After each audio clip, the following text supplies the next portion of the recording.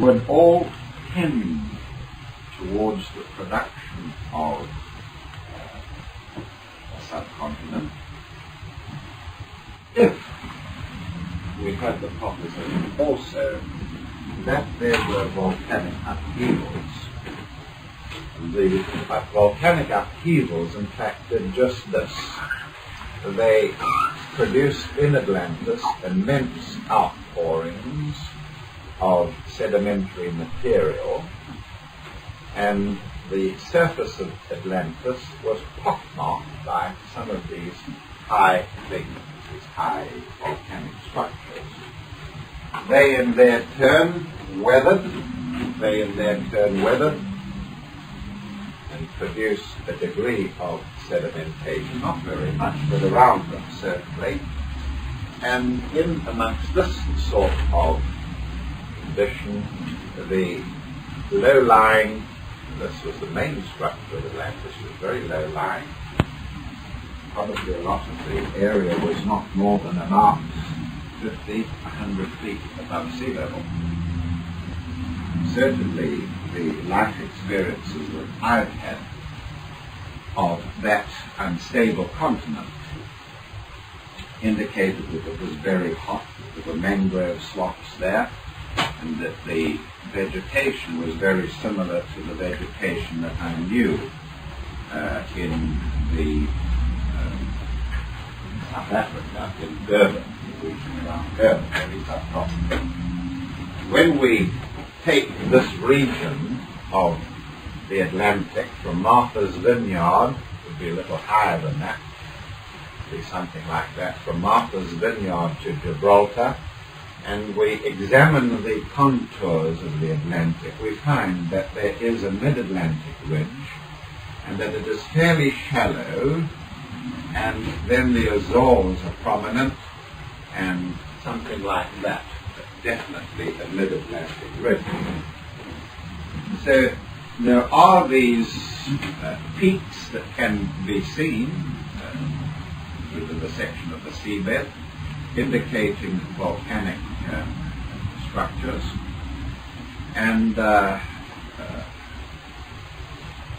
teaching is that the surface of this continent was constantly forming and developing and submerging and breaking away, and islands formed and land masses formed.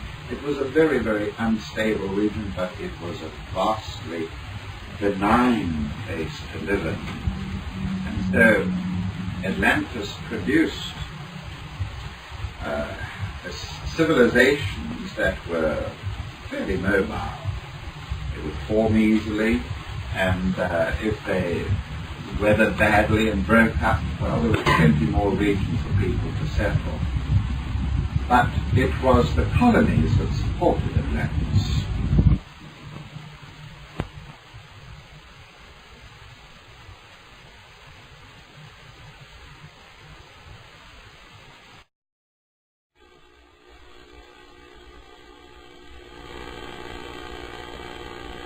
When I asked the Namanakaya, who was Plato, comment on Madame Blavatsky, he chose to say this: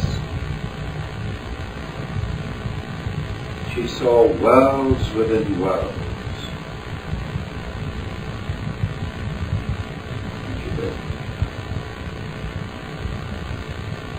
Today we have been talking about this matter of being able to see the world within the world.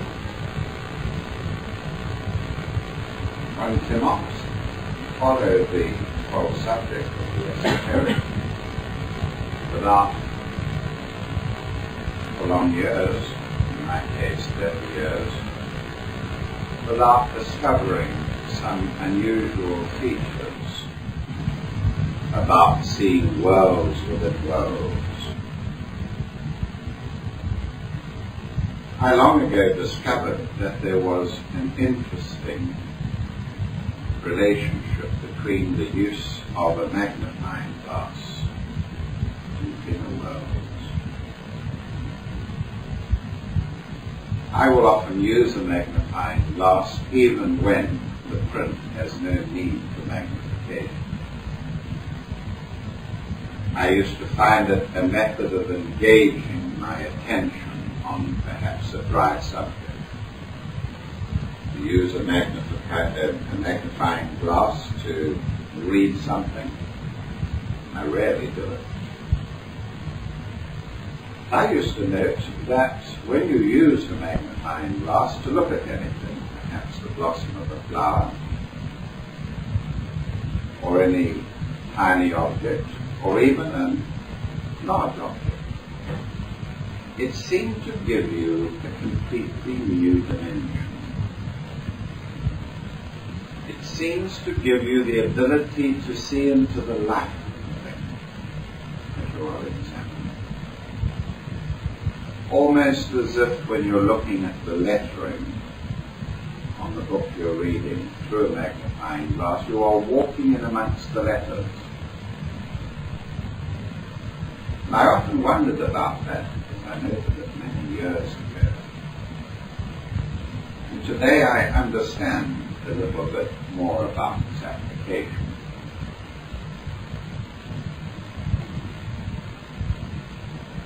When I was studying medicine,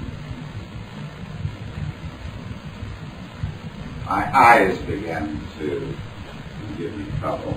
I was at the age when the suspensory ligaments of the lens of the eyes begins to become very sluggish. And most people, even the Queen at that stage, begin to wear spectacles. I hadn't until then, now talking about my early 40s. One of the first things I became aware of was that after a period of 2 or 3 years wearing spectacles, that the combined lens of the two spectacles began to appear in my astral vision. That when out of the body,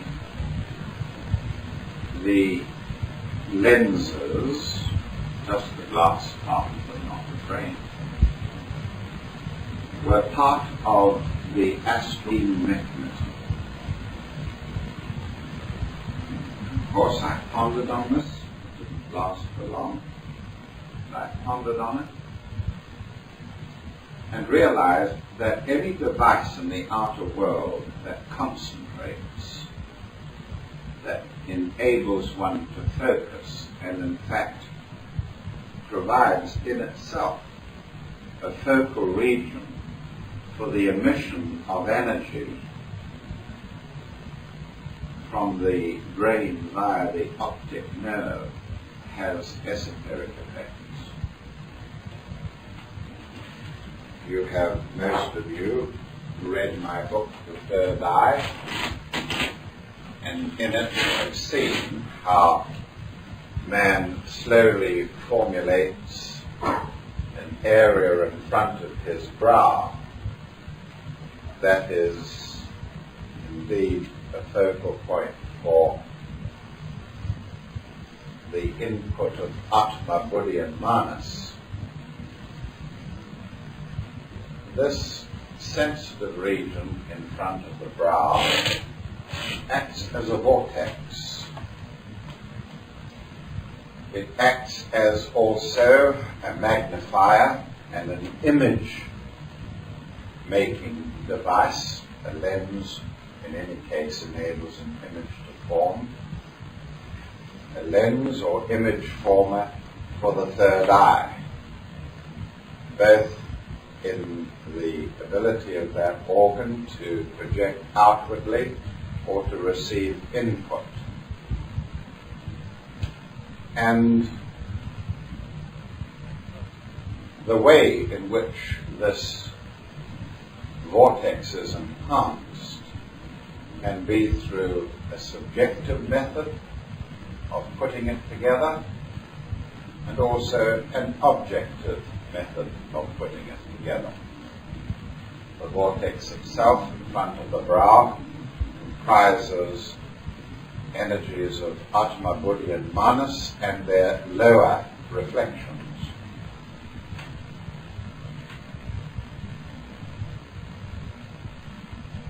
And through the use of a magnifying glass, we somehow or the other bring the added energies of Atma, Buddhi and Manas out of the aura and make them express themselves.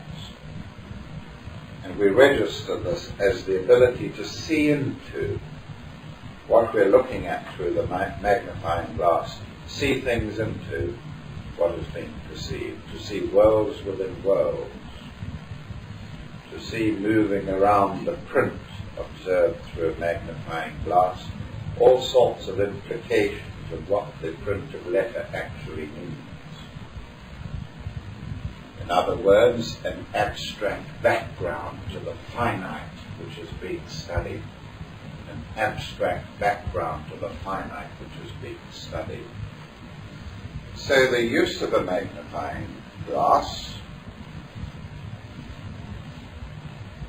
brings an enrichment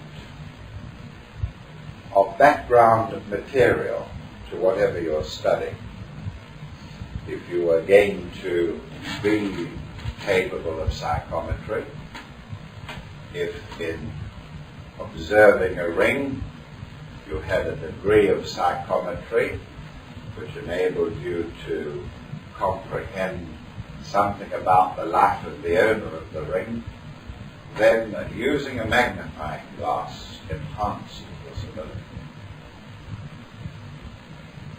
And using it for long periods, using it successively, seems to help to develop this focal region here, this vortex in front of the brow. So we link then the matter of wearing spectacles, the matter of using a magnifying glass, and of course the use of the crystal gazer of a ball. These various practices are virtually one and the same thing, that they ensure that you focus, and any act of focus enhances the vortex in front of the brow. Any act of focus. But one would naturally understand that the act of focus, as well as any object that encourages focus, would have the capacity to develop this strange vortex, globe spheroid, which develops in front of the brow. When we take up an aspect from our horoscopes, like the one that I described earlier, Venus and Scorpio first, and we start to put its permutations here in the sacred squarage between the brows, we are really putting the essence of the aspect into this globe. We are putting it into its world. We have just seen that spiritual development is a process whereby we begin to apprehend that all things have their own spiritual wholeness. All things have their own spiritual globe. When we put them there, we not only apprehend that part of the globe which we have put there, but all other parts of the globe. And that seems to be the way in which the crystal ball actually works. if we have posited, for instance, Venus in Scorpio in the first, in the sacred square inch between the brows, we have put it in its globe, put it in its world. And if that world rotates, then the region of Venus in Scorpio in the first will rotate as well, and other regions will present themselves for our inspection in the sacred square inch. What we have merely done is to create an access to that world. We have merely made an access to it. And in the science of esoteric astrology, we can put this in a spiritual diary. We can visualize a permutation of it. I gave one or two of these a little earlier. Boadicea was one. So the two wheels of Boadicea's chariot, and the great spiked knives on the wheels. The good lady herself, very militantly controlling the chariot, could be the first presentation to the higher self. Then, as we leave this permutation in the spiritual diary, for perhaps a week or so, we can observe the feedback. We have posited Boadicea. We could add all sorts of other permutations. Another one that we gave was man on his battle becomes one with it. That was an earlier permutation that we used. And as the visual images flow back from the unconscious, we can put them in. So there was Boadicea, and we can put on man on his bicycle, and all the other qualities of that world become manifest to us. Now,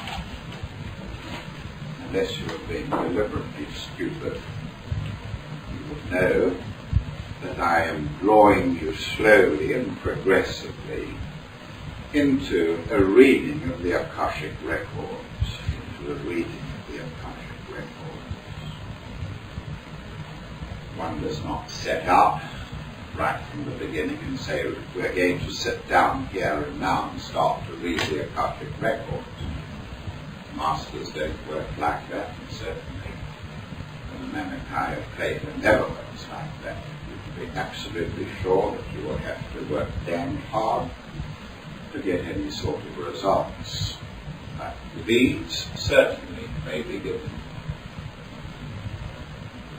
And so there is a practical application of propositioning the higher self in the use of lenses, crystals that can be obtained, and the creating as best you can in subtle substance and all in front of the brow, which can make this whole process much easier.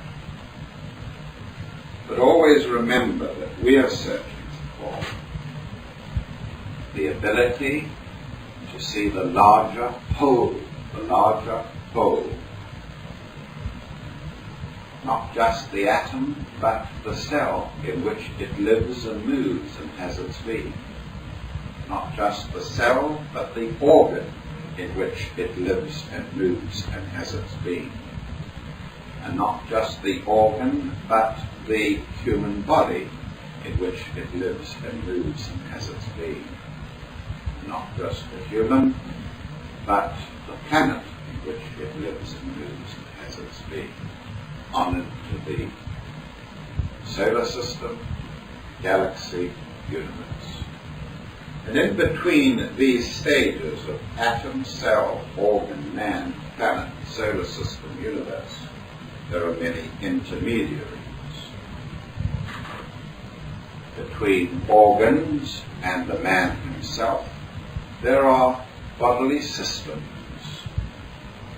A muscle is an organ, but there is a muscular system between the organ and the man.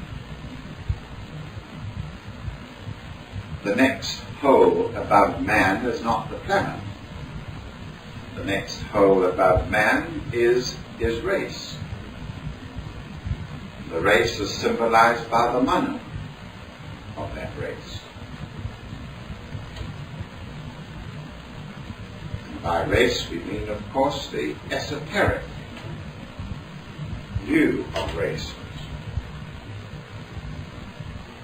And between race and the planetary logos is humanity itself.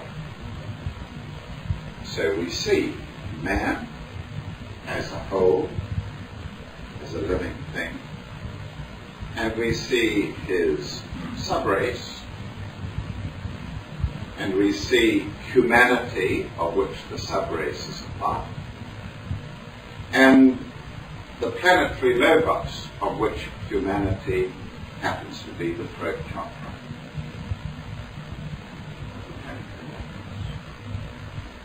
Seeing always greater wholes. The human is the god of his own selves. What an immense amount of meaning from the point of view of healing there is contained in just that.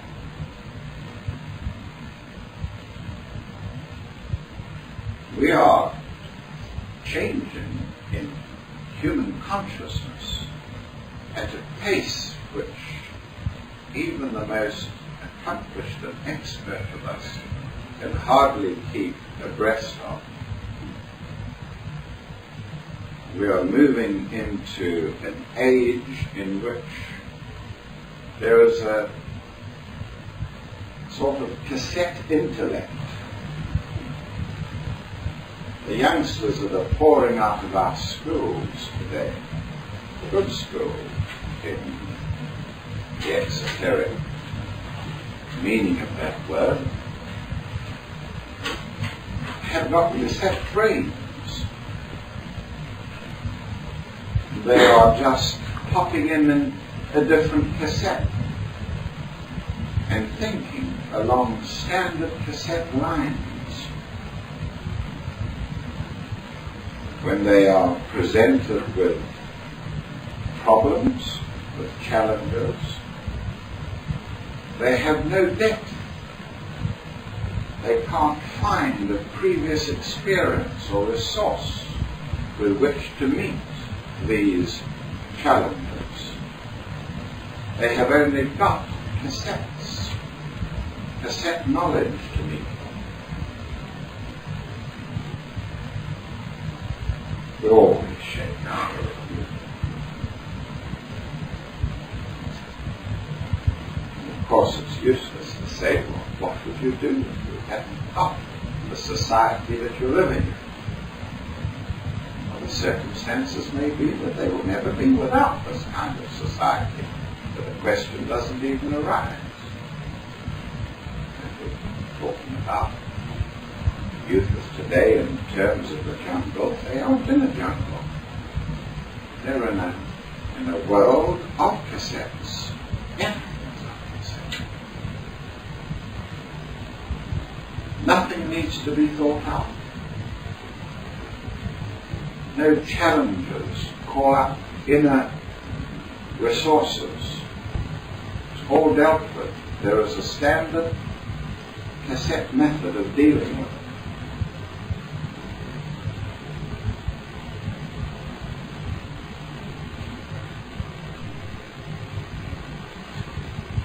it is part of my work to encourage around me those who I look upon as the Hercules, the spiritual Hercules.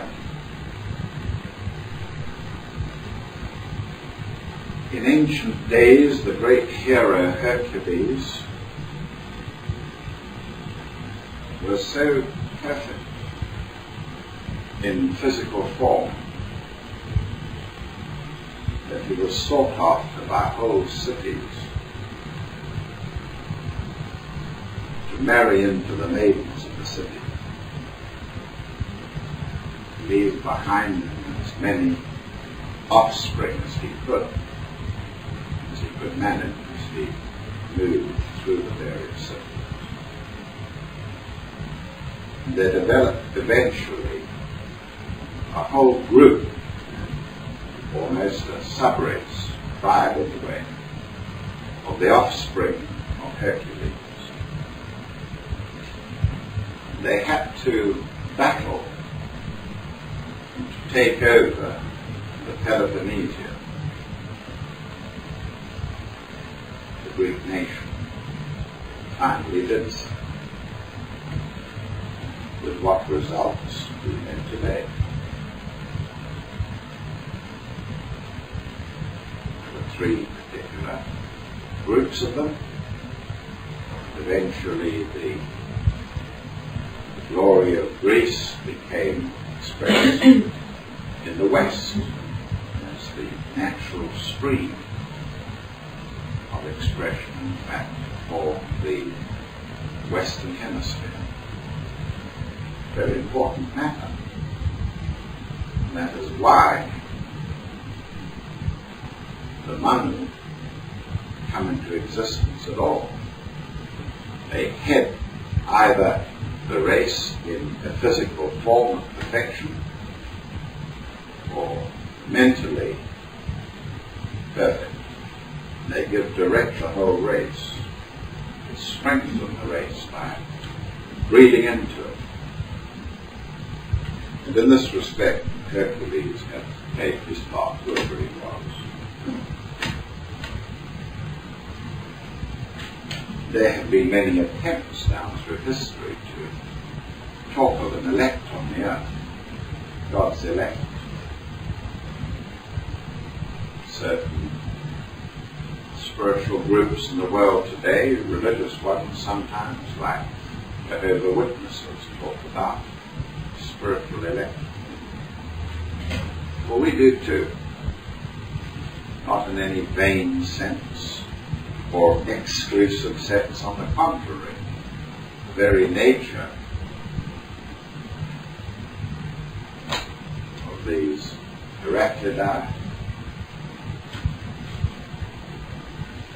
Hercules is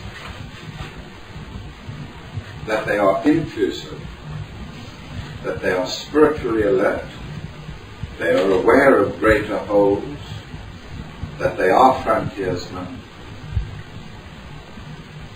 and it is their work to discover on the earth others of a similar mind who altogether can recover the earth for dissemination of the mysteries, in fact what we would call the spiritual recovery of the earth.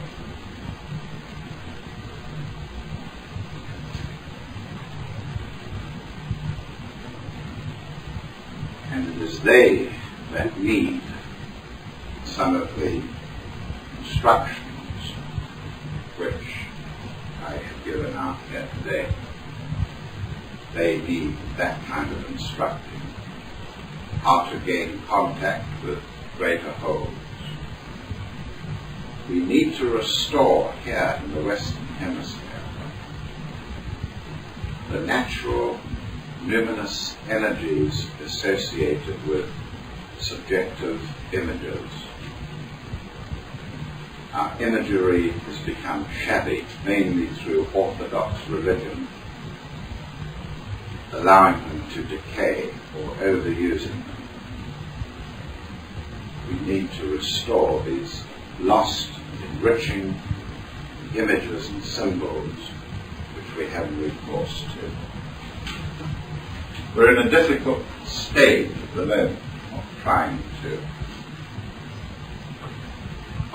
to get new imagery into man's consciousness. So we have sometimes recourse to legends, myths that have to be used because we have nothing else. One fertile field for these is, of course, the fairy tale.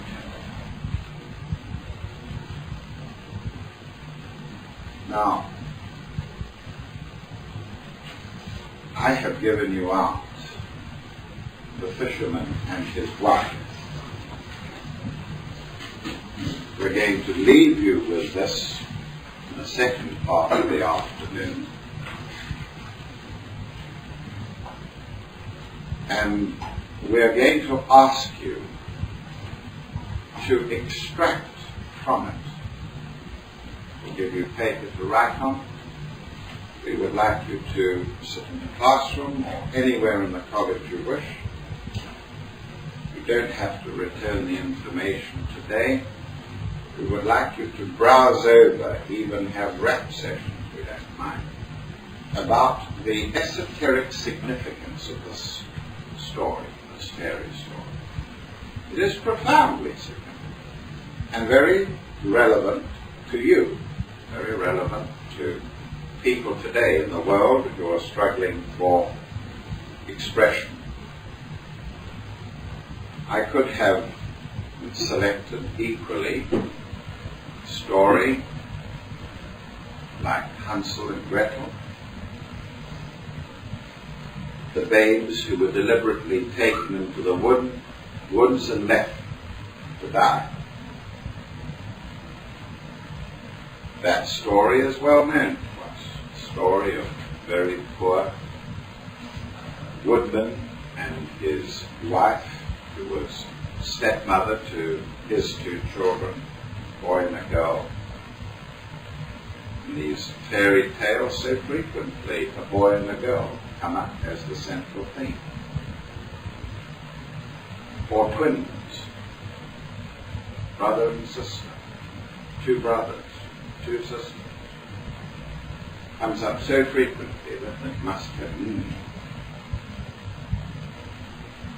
And in this case, the two children who are lost in the woods, the boy is very positive, and he perhaps represents the objective nature of man, whereas the little girl represents the subjective nature of man. They are poor and starving, so the mother persuades the woodman they should take the children into the woods and leave them there to fend for themselves. There's not enough food at home. The children overhear their plans, greatly shocked by them.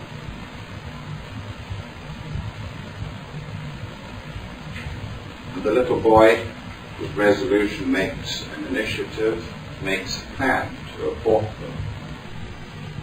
So they're taken into the woods. The little boy had gone outside during the night and picked up pebbles that shone in the moonlight, little white round pebbles that shone in the moonlight, and filled his pockets with them. The next day, when they were given bread to eat in the woods, the little boy had given his bread to the girl to carry and filled his pockets with these pebbles. And off they went through the dark forest, led by their parents, and eventually were left behind. fall asleep. When they wake up, it's dark. The little girl begins to cry, and her brother comforts her and says, "Don't worry, I'll lead you back home." So she discovers that her brother has been dropping these pebbles all the time they were walking into the woods. Now the pebbles begin to shine once more in the moonlight. They're able to trace them back to the house. Stepmother is furious when they return. Father is pleased. So the thing repeats again. Second time they really are lost.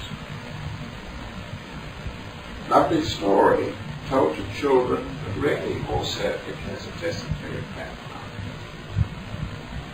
The way in which children are the product of the benign father and the stepmother who really isn't their real mother. We're just like them. We get lost in the jungles of materialism.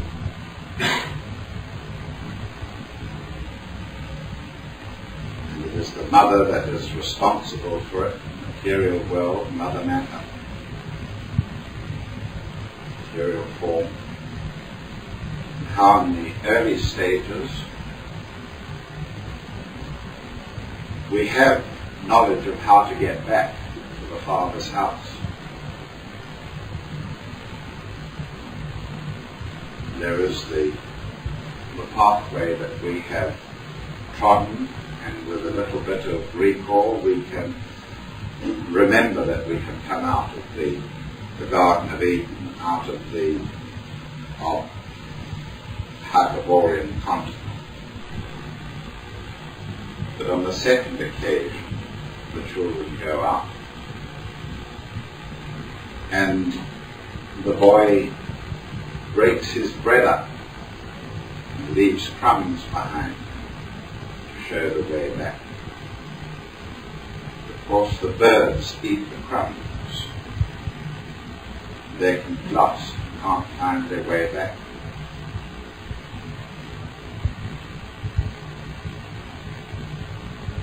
But then the birds come to their rescue. And this is karma, good karma.